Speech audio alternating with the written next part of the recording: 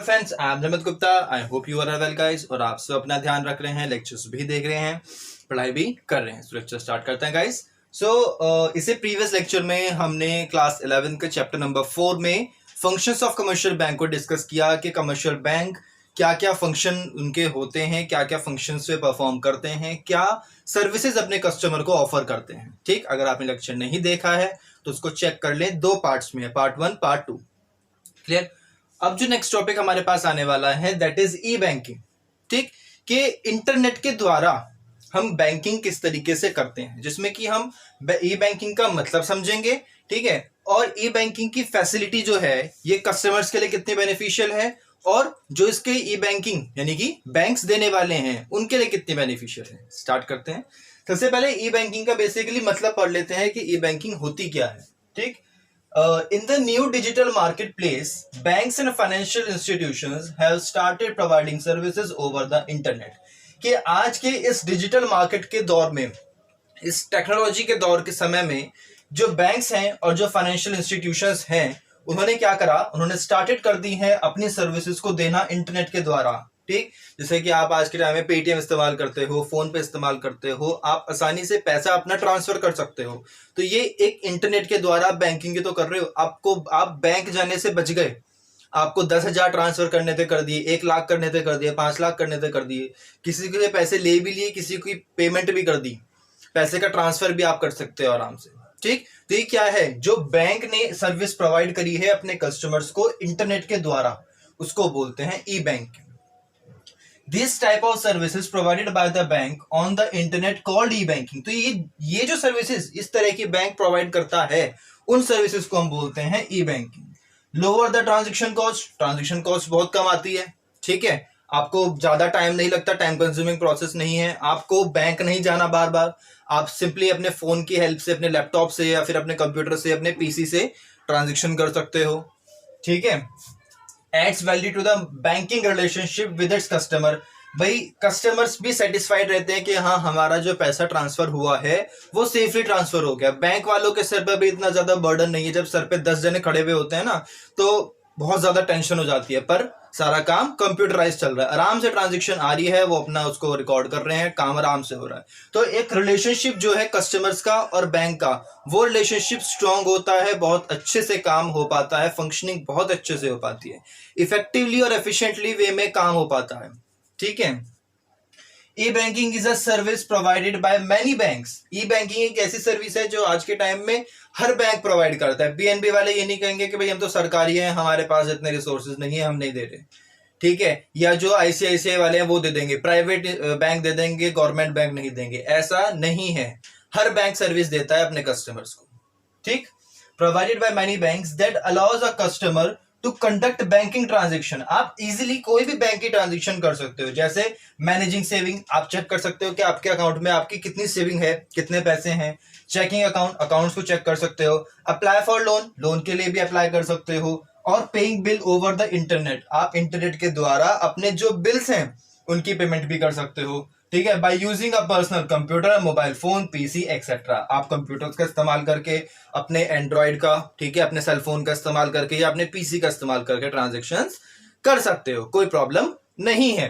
ठीक, the range of services provided by E banking, बहुत सारी सर्विसेज ई बैंकिंग के द्वारा आपको प्रोवाइड आती है। जैसे कि इलेक्ट्रॉनिक फंड ट्रांसफर ईएफटी, आप फंड को इजीली ट्रांसफर कर सकते हो। ऑटोमेटिक टेलर मशीन एटीएम, ठीक है, POS point of sale EDI. तो ऐसी बहुत सारी रेंज है आपके पास जो ई बैंकिंग के द्वारा सर्विसेज प्रोवाइड करी जाती।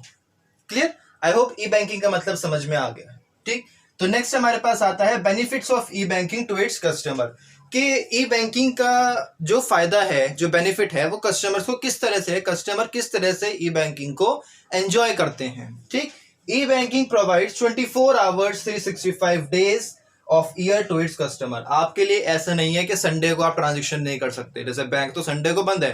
ठीक, पर ऐसा नहीं है कि आप अपने फोन पे से या अपने गूगल पे से जो है पैसे को ट्रांसफर नहीं कर सकते। आप दिन में ही कर सकते हो, रात में नहीं कर सकते, ऐसा कुछ भी नहीं होता।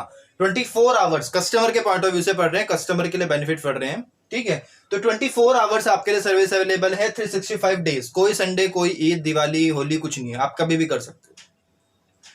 Customer can make some of the permitted transaction from office और हाउस और वाइल ट्रेवलिंग। कस्टमर्स ऐसा नहीं है कि आप जब ऑफिस में होगे तभी कर सकते हो या आप जब घर में होगे तभी कर सकते हो। आप कहीं पर भी कोई भी ट्रांजेक्शन कर सकते हो, कहीं पर भी आप बैठे बैठे पैसा ट्रांसफर कर लो, पैसा मंगवा लो, पेमेंट कर लो, बिल्स की पेमेंट कर दो। ठीक, आप चाहे अपने ऑफिस में हो, चाहे अपने घर में हो, चाहे आप ट्रैवलिंग कर रहे हो, ठीक, आपके लिए ये सहूलत दे रखी है। ठीक, अगली, greater customer satisfaction. Customer satisfied है, भाई मेरा पैसा सेफ है, मेरा पैसा कहीं गलत नहीं जा रहा। By offering unlimited access to bank, क्योंकि बैंक ने उसको बहुत सारी फैसिलिटीज दे रखी हैं। Not limited by walls of the branch, ठीक है, ये नहीं है कि आपको उस ब्रांच में आना पड़ेगा तभी करोगे, आप कहीं से भी कर सकते हो।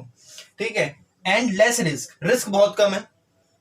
ठीक है, एंड ग्रेटर सिक्योरिटी, सिक्योरिटी बहुत बनी हुई है, आपको पता है आप किसके अकाउंट में कर रहे हो, क्योंकि बैंक्स में तो कई बार हो जाता है कि गलती से डेबिट क्रेडिट हो गया, पर यहाँ अब आप खुद कर रहे हो। ठीक है, पेमेंट कर रहे हो तो आपको पता है आप किस पर्सन को कर रहे हो, सीधा उसी के पास पेमेंट जाने वाली है। ठीक है, तो रिस्क जो है बहुत कम है और सिक्योरिटी बहुत ज्यादा रहती है to the customer as they can avoid travelling with cash. साथ में आपको ये नहीं है कि आपको अगर 5 लाख रुपए किसी को पेमेंट करनी है तो 5 लाख का बैग लेके जाना पड़ेगा। 5 लाख रुपए आपके बैंक में हैं, आप उसको अपने फोन से उसे ट्रांसफर कर दो। ठीक, तो कस्टमर्स के लिए ये भी फैसिलिटी है कि आपको ऐसा नहीं है कि पैसे को ट्रेवल करके लेके जाना पड़ेगा। ठीक, कैश को लेके जाना पड़ेगा, आप उसको ई बैंकिंग के द्वारा भी ट्रांसफर कर सकते हैं। ठीक, तो ये हो गए benefit of e banking to its customer, के कस्टमर्स को क्या बेनिफिट मिलते हैं। ठीक, अब पढ़ते हैं कि benefit of e banking to the bank, के बैंक। चलिए अब हम पढ़ लेते हैं कि ई बैंकिंग के बेनिफिट्स बैंक के पॉइंट ऑफ व्यू से, कि ई बैंकिंग के फायदे। हमने कस्टमर के तो पढ़ लिए कि भाई कस्टमर को क्या क्या फैसिलिटी है, 24/7 आपको अवेलेबल है, आप कभी भी कर सकते हो। ठीक है, पैसे को कहीं पे आप इजी ट्रांसफर कर सकते हो, कैश कैरी करने की जरूरत नहीं है। ये सब तो हो गए कस्टमर के पॉइंट ऑफ व्यू से, कस्टमर को ये फायदे ई बैंकिंग से मिलते हैं। अब पढ़ते हैं कि ई बैंकिंग के बेनिफिट्स बैंक को क्या मिलते हैं। ठीक है, तो सबसे पहला है e banking provide competitive advantage to the banks, के बैंक्स को कॉम्पिटेटिव एडवांटेज बहुत मिलती है, बहुत एंजॉय करते हैं बैंक कॉम्पिटेटिव एडवांटेजेस। ठीक, second, e banking provide unlimited network to the bank. Unlimited network है, ऐसा नहीं है कि किसी एक सेपरेट ब्रांच में ही होगा कि आपके पास अगर मान लो सहारनपुर में 50 ब्रांच हैं तो 25 ब्रांच में ही आप ऐसा कर सकते हो, पक्की की 25 में नहीं कर सकते, ऐसा नहीं है। ठीक है, आप ओवरऑल किसी भी ब्रांच से ट्रांजेक्शन कर सकते हो। उनके लिए भी आसानी है कि वो किसी भी बैंक किसी भी ब्रांच से पता कर सकते हैं, किसी भी ब्रांच में ट्रांजेक्शन इजीली हो सकती है। ठीक है, e banking provides unlimited network to the bank and it is not limited to number of branches. किसी लिमिटेड नंबर ऑफ ब्रांचेस तक ई बैंकिंग की फैसिलिटी लिमिटेड नहीं है, बंधी हुई नहीं है, सारे बैंक्स में है। अगर 50 ब्रांच हैं तो 50 के 50 में फैसिलिटी है बैंक वालों को। ठीक, इससे वे इंफॉर्मेशन आसानी से मंगा भी सकते हैं, भेज भी सकते हैं, कुछ भी करवा सकते हैं। ठीक, any PC can connect to a modem and a telephone having a internet connection. किसी भी पीसी के द्वारा या अगर आपके टेलीफोन में इंटरनेट कनेक्शन है, ठीक है, उसके द्वारा connection can provide cash withdrawal needs to the customer. वो अपने कस्टमर्स को किसी भी टाइम पर कोई भी सर्विस प्रोवाइड कर सकते हैं। ठीक है, अगर अपने कस्टमर्स को उन्हें कैश ट्रांजैक्शन की देनी है फैसिलिटी, उनको कैश ट्रांजैक्शन करनी है कस्टमर्स को, तो वो उसे भी कर सकते हैं। ठीक, तो बैंक के लिए फैसिलिटी ये है कि वो किसी भी नंबर ऑफ ब्रांचेस कितनी भी हो, सब में फैसिलिटी अवेलेबल है। कस्टमर्स कभी भी कोई भी ट्रांजैक्शन कैसी भी कर सकते हैं और बैंक वाले करवा सकते हैं। वो ये नहीं कह सकते कि भैया 25 बची भी हैं और ये जो आपकी ब्रांच है 25 में से आ रही है जिसमें ई बैंकिंग की फैसिलिटी नहीं है, ऐसा नहीं होता। 50 की 50 ब्रांच में फैसिलिटी होगी। ठीक, तो कस्टमर्स उनके सेटिस्फाइड रहता है बैंक वालों से। ठीक, नेक्स्ट है load on branches can be considerably reduced, कि जो लोड होता है ब्रांचेस के ऊपर, भाई जब सिर पे 10 बंदे खड़े हैं उसका बर्डन ज्यादा होगा एज कंपेयर्ड कि अगर ट्रांजैक्शन जो है वो ई बैंकिंग के द्वारा होगी। ठीक, तो जो लोड होता है वो बहुत ज्यादा रिड्यूस्ड हो जाता है by establishing centralised database and by taking off some of the accounting functions. कुछ ऐसे अकाउंटिंग फंक्शंस को करके, भाई उन्होंने भी तो अपने सिस्टम में कुछ चेंज करा होगा कि भाई कभी भी ट्रांजैक्शन होगी तो हमारे पास नोटिफिकेशन आ जाएगी, हम उसके अकॉर्डिंग कर लेंगे काम। ठीक, तो जो हमारी ई बैंकिंग की फैसिलिटीज है बैंक वालों का जो बर्डन होता है वो भी बहुत रिड्यूस हो जाता है। क्लियर?